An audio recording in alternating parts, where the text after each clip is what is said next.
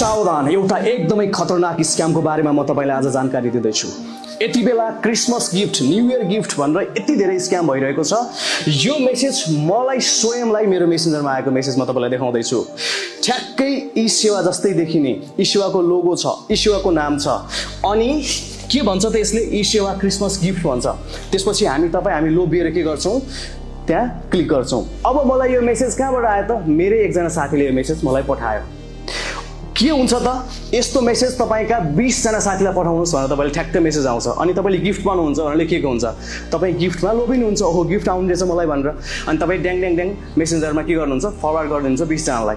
अनि उनीहरूले जब यो लिंक क्लिक गर्छन् के आउँछ त त्यसपछि हेर्नुस्, त्यसपछि आउँछ ठ्याक्कै यो ई सेवा जस्तै देखिने, ई सेवाको जुन पेज हुन्छ नि, होम पेज त्यस्तै देखिने तपाईले एउटा युआई भन्छ त्यसलाई, युजर इन्टरफेस देख्नुहुन्छ।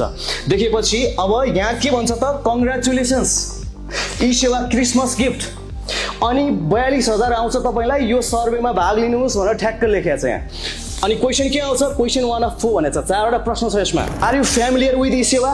हो, तपाई एक्स गर्नुहुन्छ। त्यसपछि तपाईलाई अर्को क्वेशन आउँछ, अनि त्यसपछि त्यहाँ के सोधिन्छ त, तपाईको बर्थ प्लेस, अनि तपाईको अर्को क्वेशन आउँछ, तपाईको बर्थ डेट, र लास्टमा अब तपाईले ठ्याक्कै गिफ्ट आउनु अगाडिको अन्तिम प्रश्न भनेर के सोधिन्छ त, तपाईको आईडी र पासवर्ड ठ्याक्क हाल्नुस् त्यहाँ भनेर।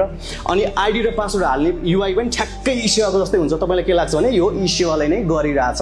मैले यो ई सेवाको उदाहरण दिएँ, यस्तो बैंकको नाम लिएर, त्यसपछि लभी मलको नाम लिएर पनि भइरहेको थियो, विभिन्न गाडीको ब्रान्डहरुको नाम लिएर यस्तो भइरहेछ। र यसमा जुन तपाईले आफ्नो आईडी र पासवर्ड हाल्नुभयो नि, अब त्यो स्क्यामरको हातमा पुग्यो र त्यसको दुरुपयोग गरेपछि तपाईको ई सेवा अकाउन्ट रित्तो बनाइदिन सक्छ। त्यस्तै दुरुपयोग गरेर तपाईको बैंक अकाउन्ट के गर्न सक्छ, रित्तो बनाइदिन सक्छ।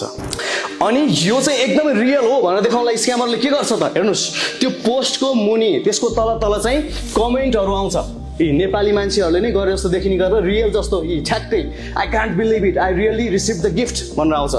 The prize has been credited, ओहो मेरो अकाउन्टमा ठ्याक्कै प्राइज आयो भनेर तपाईलाई विश्वास पनि लाग्छ, किनकि त्यहाँ सयौं मान्छेहरूको कमेन्ट तपाईले देख्नुहुन्छ। र यो सबै स्क्याम हो। जानी नजानी हामी यस्तो स्क्याममा परिरहेका हुन्छौँ। यस्तो पोस्ट तपाईले देख्नुभयो फेसबुकमा, यो Christmas gift, new year gift भनेर, अनि तपाईको 20 जना साथीहरूलाई शेयर गर्नुस् भनेर आयो भनेदेखि त्यसलाई इग्नोर गर्नुस् र त्यो पेजलाई ब्लक गरिहाल्नुस्, किनभने त्यो स्क्याम हो, तिनीहरू स्क्यामर हुन्। र सबैलाई यो स्क्यामको बारेमा सचेत गराउनको लागि निकै खतरनाक स्क्याम हो यो पोस्टलाई यति धेरै शेयर गर्नुस् कि कोही पनि यो स्क्याममा नपरुन्। याद राख्नुस्, तपाई हाम्रो एउटा सानो प्रयासले कोही स्क्याममा पर्नबाट जोगिन सक्छ।